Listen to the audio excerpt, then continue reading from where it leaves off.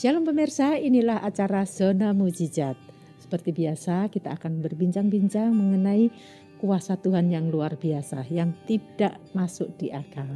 Siapakah tamu saya hari ini? Nah, inilah dia.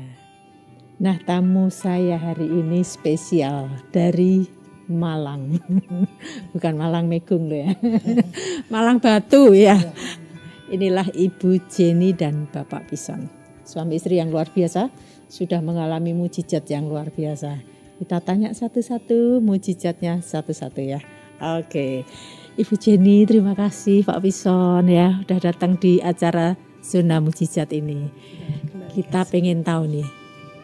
Pasti orang punya pergumulan, betul ya? Untuk mendapatkan mujizat pasti punya pergumulan. Jangan lupa saudara, untuk mendapatkan mujizat ada pergumulan. Pergumulannya apa Ibu Jenny? Jadi waktu awalnya saya diizinkan memang mengalami tekanan berat sampai depresi, sampai kena ke tubuh saya sendiri sakit jasmaninya seperti itu. Dimana saat itu saya merasa memang nggak ada yang bisa nolong saya. Yang nolong ya pikirannya dokter. Saya bolak-balik ke dokter, bolak-balik dicek untuk sakit jantung atau apa, tidak ditemukan. Yang dirasa apa waktu itu sakitnya? Nyeri. Jadi saya nggak pernah merasa nyeri ya selama bertahun-tahun nyeri, terus tiba-tiba merasa lemas gitu seperti orang mau mati. Bahkan pernah waktu itu saya sampai suami saya lagi bekerja, saya panggil pulang, ayo tolong saya, bawa saya ke dokter. Saya nggak tahu ini lagi makan tiba-tiba langsung lemes Bu gitu loh, seperti itu. Dan saya sangat ketakutan pada waktu itu. Jadi punya rasa ketakutan. Ketakutan yang mendalam. Takut apa? Takut mati. Takut mati. Mendalam. Okay. Karena persis waktu itu baru saya ditinggal tante saya yang dipanggil Tuhan ya. Jadi saya mengalami ini jangan sampai ada penyakit kutuk keturunan ya, karena dari stroke atau apa. Itu yang membuat menggerogoti gitu. Di samping sisi juga saya sambil harus menampung sendiri segala beban itu, dimana nggak ada tidak yang bisa berbagi dengan suami waktu itu. Pada waktu itu tidak bisa diajak kerja sama, gitu. Jadi saya merasa saya sendirian, dan nggak mungkin saya hanya cerita anak saya yang paling besar pun belum mengerti kan, usia 8 tahun pada waktu itu masih, dia hanya bisa melongo aja gitu loh, mendengarkan aja gitu. Jadi waktu itu Bu Jenny sangat depresi, sering ketakutan, nangis juga? Iya.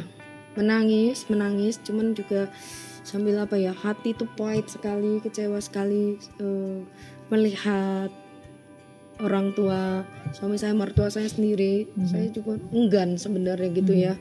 Ada hal-hal baik yang mereka coba lakukan bagi saya sudah negatif gitu. Saya sudah berpikir di balik kebaikan mereka ada motivasi yang tidak baik. Bahkan juga saya sering ribut sama suami saya sampai ya semakin melukai hati saya lah seperti itu. Itu ngalami gitu kira-kira berapa lama tuh? Itu dimulai dari bulan Desember, saya tuh November, Desember terus sampai saya menemukan hamba Tuhan yang tepat. Itu sekitar sampai itu? Februari saya mulai join di Keluarga Allah. Mulai. Jadi ceritanya waktu depresi berat kayak gitu, itu ke dokter boleh. Bisa ngitung ke dokter berapa kali?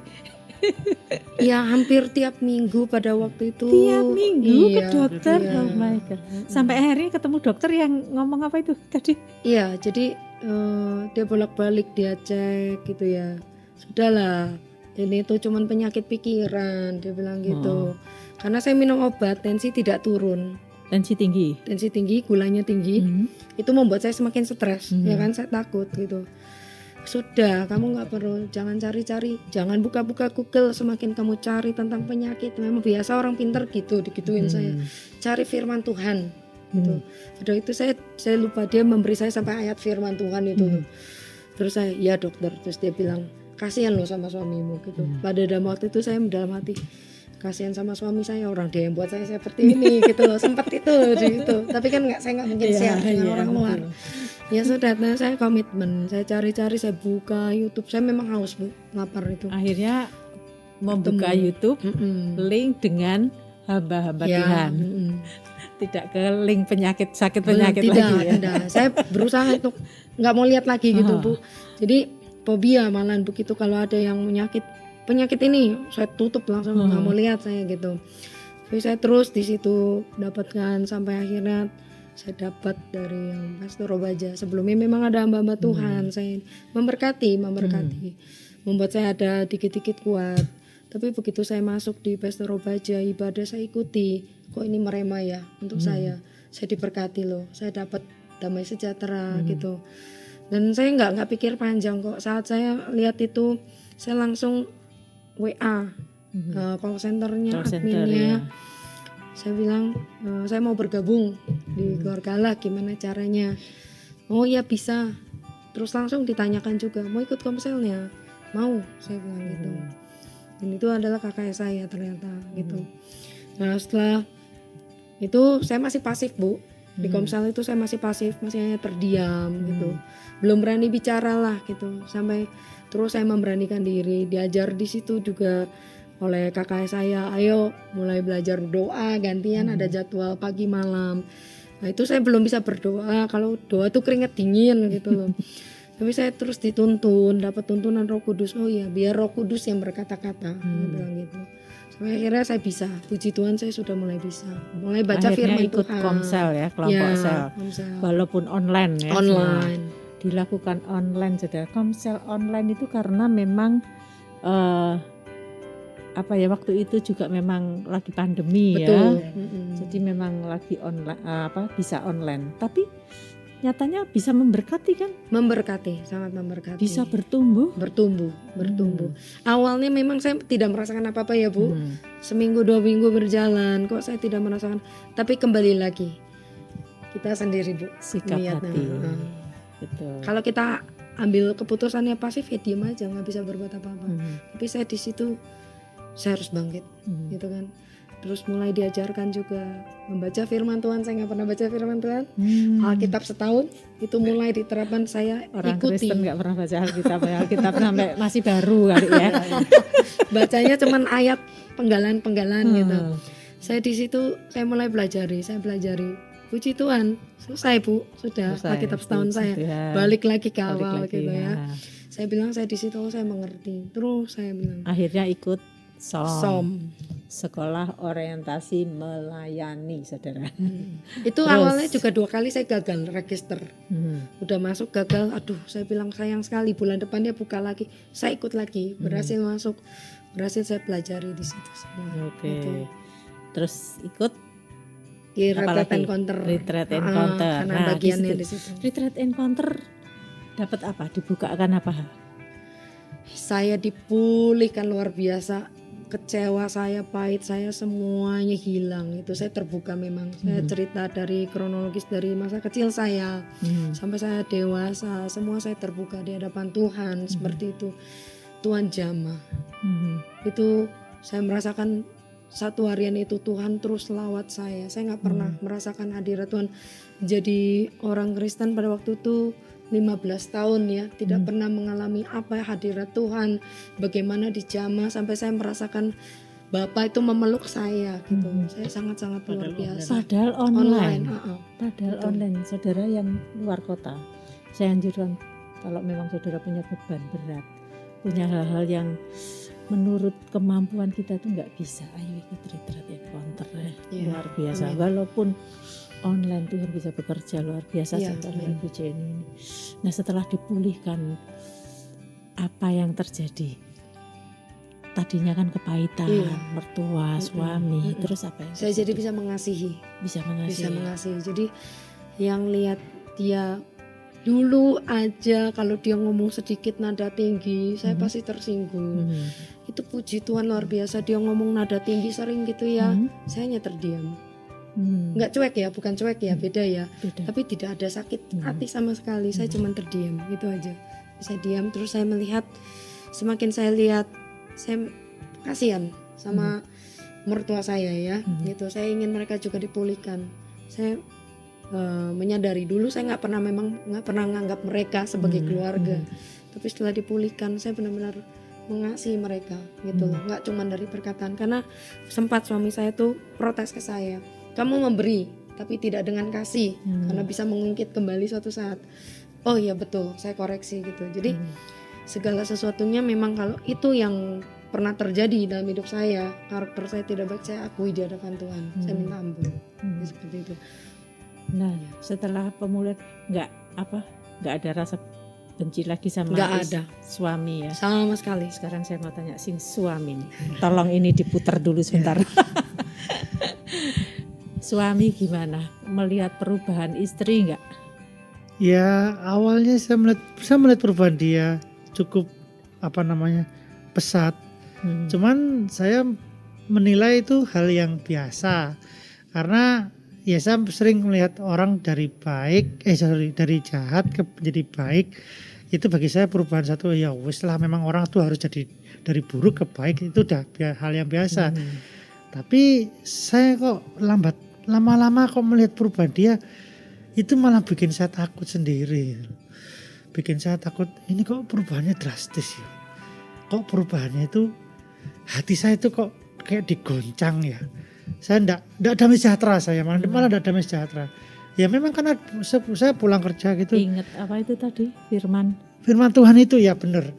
Itu bahwa yang terbelakang akan menjadi yang terkemudian, yang terdahulu bisa balik malah ke belakang lagi. Waduh Tuhan, ini saya enggak mau ini.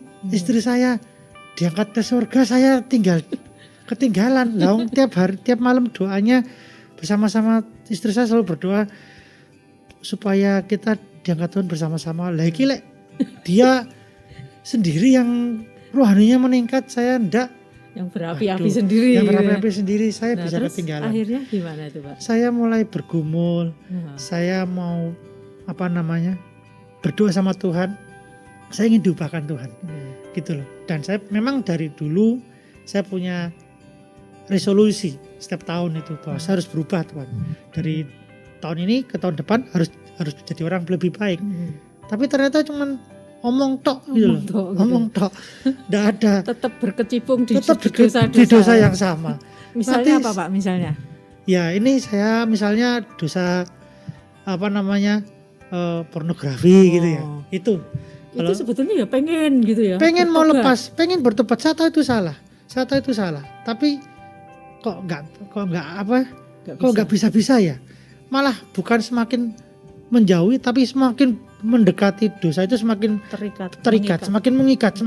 Dalam. Dan semakin dalam. Dan akun media sosial saya itu semakin banyak saya follow yang enggak benar-benar semua. Ya yang mohon maaf ya, yang berbau seperti itulah. Seperti pornografi itu. Akhirnya? Sampai pada akhirnya saya benar-benar di tahun ini itu saya pengen berubah Tuhan sungguh-sungguh. Sampai pada akhirnya kok ada satu dorongan yang kuat dalam hati saya bersuara untuk kamu harus jujur sama istrimu. Kamu harus terbuka sama istrimu. Karena apa? Keterbukaan adalah awal dari pemulihan. Nah, betul. Langsung, oh iya. Tapi aku enggak mau Tuhan.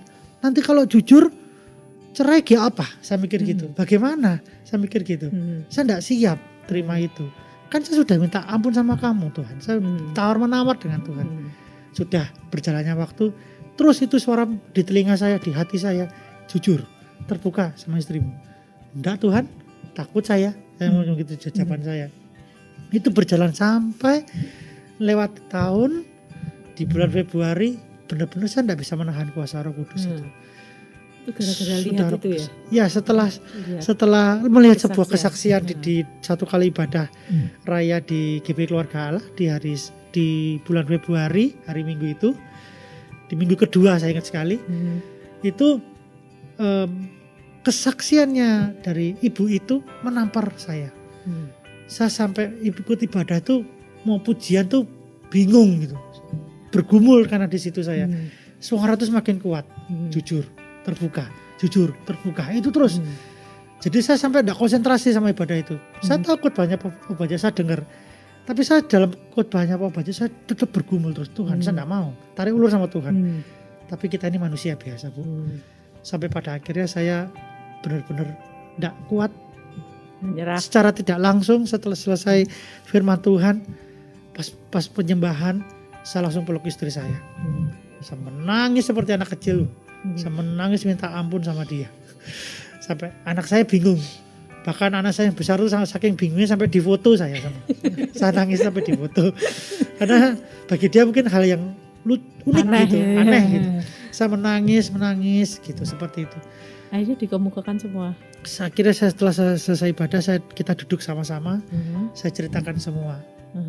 Apa yang saya lakukan di masa lalu, di belakang dia, yang dia tidak ketahui. Dosa-dosa yang saya lakukan. Itu khususnya dosa perzinahan yang saya lakukan di belakang dia. Itu yang saya ceritakan sama dia. Oke, saya balik lagi ke Ibu Jenny. Iya. Bu Jenny, Iya. waktu suaminya mengutarakan semua itu perasaannya gimana? Yang pertama itu seperti disambar petir, kaget memang karena tapi saya juga sudah harus berjaga-jaga. Saya sudah tahu begitu dia peluk saya nangisannya beda, nangisan keras. Oh, ada yang mau dibukakan gitu. Begitu dia buka, saya kaget memang. Tapi puji Tuhan, saya tidak marah. Sama sekali tidak marah, tidak kecewa, tidak ada luka sama sekali di hati ya. Yang biasanya mungkin dulu-dulu kalau tahu dia chat sama perempuan lain aja sudah gores gitu. Ini sama sekali enggak. Justru saya bisa mengucap syukur Tuhan kau baik. Membuat suami saya bertobat pada hal ininya. Saya memang merenung di situ, Bu. Oh, ternyata ini perjalanan saya cukup panjang. 15 tahun, 16 tahun saya pergumulan ini. Sampai titik akhirnya waktu Tuhan kairos Tuhan yang terjadi gitu. Saya membayangkan kalau dulu-dulu saya sudah tahu mungkin rumah tangga sudah hancur, tapi karena Tuhan tuh baik, saya sudah dipulihkan baru terbuka dulu semuanya gitu. Jadi sudah ada perisai imannya Tuhan, perisai kasihnya Tuhan ya. Jadi semuanya bisa. Nah sekarang sama mertua juga baik semua. Puji Tuhan, baik. Saya mengasihi, bahkan saya rindu kedua orang tua saya, papa mama saya ini justru lebih lagi ya. Ayo, saya bilang ayo Pak, kita lebih sungguh-sungguh lagi, saya bilang. Bahkan mama saya punya pergumulan, sakit di sini ya, karena saraf kejepit. Saya selalu ngajak dia, ayo percaya. Saya bilang dengan kita datang ke Tuhan, fokus ke Tuhan, minta terus. Saya bilang percaya ini pasti sembuh. Saya bilang gitu. Oke. Kayaknya balik lagi ke Pak Ison. Nah, Pak setelah mengakui semua kesalahan itu rasanya gimana, Pak? Ya, pada saat itu rasa saya memang puji Tuhan saya lega. Karena suara itu sudah hilang akhirnya. Saya lega. Tapi saya juga takut bagaimana respon istri saya. Berikutnya saya tunggu-tunggu respon dia. Saya lihat dia diam, dia bersyukur. Memang dia bersyukur, dia tetap baik sama saya. Dia diam. Teman saya kan juga cemas ya, was-was ya. Tiba-tiba dia ini terus membahas atau gimana. Tapi kok puji Tuhan benar-benar Roh Kudus bekerja atas dirinya. Dia dibuat benar-benar damai sejahtera itu tetap ada. Malah yang tadinya tuh sama saya tuh cuek, Bu. Sama saya tuh sikapnya waktu dulu-dulu ya. Itu dingin, ya mohon maaf ya. Kadang kalau saya mau seperti me time sama dia, berdua sama dia kayak dingin gitu. Tapi semenjak saya mengaku jujur sama dia itu, Bu, dia malah maunya tiap hari mengajak me time, Bu. Gitu. Jadi malah Tuhan bisa kok malah begini ya Tuhan, malah luar biasa Tuhan saya begitu. Itu yang saya baru lagi nyobain terjadi nih ya. Betul, Bu, betul. Saya merasakan itu.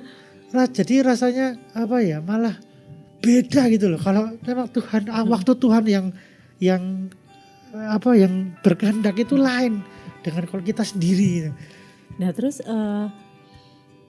pertobatan itu sudah berapa lama sampai sekarang?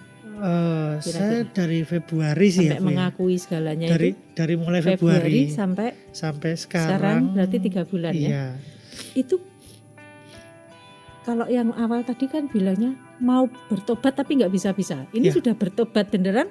Ada keinginan untuk balik lagi nggak? Tidak. Jadi saya sudah berkomitmen dari masalah saya dengan istri saya ini mengenai dosa saya yang masa lalu dengan di belakang dia itu, saya mau lepas semua. Setelah itu saya kan sempat berbicara dengan Pak Baja. Pak Baja sendiri ngasih dorongan saya. kamu harus mulai berpikir positif, melakukan hal-hal yang positif. Jadi mulai dari situ saya sedikit terbuka Bu, memang saya punya sedikit kelainan dalam hal seksual dan saya berkomitmen saya tidak mau kembali, saya mau lepaskan semua itu. Jadi akun media sosial saya bersihkan total. Saya bersihkan dari gambar-gambar, foto-foto yang berbau pornografi, yang berbau, mohon maaf ya, perempuan-perempuan yang seksi. Saya hapus semua. Yes, Instagram, Twitter, Facebook, Telegram bahkan sekalipun. Semuanya jadi saya benar-benar sekarang bisa ya. Puji Tuhan. Jalan sampai 3 bulan ini Puji bisa Tuhan, ya. iya. Yang tadinya ngomong aja pengen tapi nggak bisa. Ya itu semua Kuasa saya Tuhan percaya karena luar Roh Kudus. biasa. Benar, Roh Kudus. Dan satu lagi karena saya mau jaga pertobatan saya ini, anugerah ini melalui dengan hal-hal positif tadi. Salah satunya adalah saya bangun pagi, doa pagi. Kemudian Pondok Daud online pastinya karena saya jauh. Kemudian online ibadah raya itu selalu saya ikuti. Saya harus wajib. Bahkan live stream yang Pak baca itu tidak pernah saya mau berusaha bolong. Nah sekarang saya ditambah, saya sekarang mulai ikut Zoom. Saya mulai berjalan ikut Zoom. Sebelumnya saya terus diisi dengan hal-hal yang hal-hal yang rohani, hal-hal yang surgawi terus. Iya, akhirnya betul. sekarang Itu yang pemulihan bikin, terjadi ya benar-benar. Itu yang bikin saya ya puji Tuhan. Roh Kudus kasih saya kekuatan untuk tidak melakukan hal-hal seperti itulah. Puji Tuhan. Gitu. Luar biasa. Iya. Waktunya sudah tidak memungkinkan Amin. lagi kita untuk lebih ini ya. Iya. Tapi saya petik satu hal, kalau kita ini apa yang tidak mungkin itu bisa dijadikan Tuhan mungkin kalau kita tuh ada di zonanya Tuhan. Yang penting ada di zonanya Tuhan. Iya. Maka Tuhan akan bekerja. Zonanya Tuhan salah satu adalah kekudusan, Amin. tidak menyimpan Iya. hal-hal yang negatif, Iya. keterbukaan. Betul. Ya. Nah, pemirsa, saya belajar juga dari yang mereka saksikan. Biar kesaksian Bapak Ibu dari Pison ini benar-benar mungkin bagi Anda yang mungkin saat ini sedang terbelenggu juga dengan hal-hal seperti Pak Pison dulu terjebak dalam pornografi atau perzinahan. Ayo bangkit, tinggalkan semua itu. Tapi jangan sendiri. Kalau sendiri nggak bisa. Sertakan Tuhan. Betul. Masuk zonanya Tuhan. Betul. Ada keterbukaan suami istri, ada pemulihan nanti akan terjadi. Sehingga benar-benar hati ini sudah dibersihkan semuanya. Betul. Ya. Oke, terima kasih sekali lagi. Sama-sama, Terus ya. hubungan ditingkatkan lagi. Betul. Jadi berkat untuk orang-orang yang masih punya pergumulan ini. Siap. Nah pemirsa, itulah kesaksian yang luar biasa. Walaupun mereka jauh, jadi ibadah, komsel, apapun, retreat encounter, mereka lakukan semua secara online. Karena memang gereja keluarga Allah belum ada di kota Malang ya. Jadi mereka lakukan secara online. Tapi luar biasa, Tuhan tetap bekerja, Tuhan tetap bisa menyembah, mujizat tetap terjadi.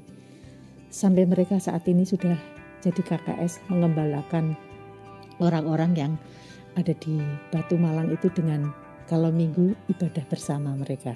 Luar biasa. Kalau mereka bisa ditolong, pasti saudara juga bisa ditolong.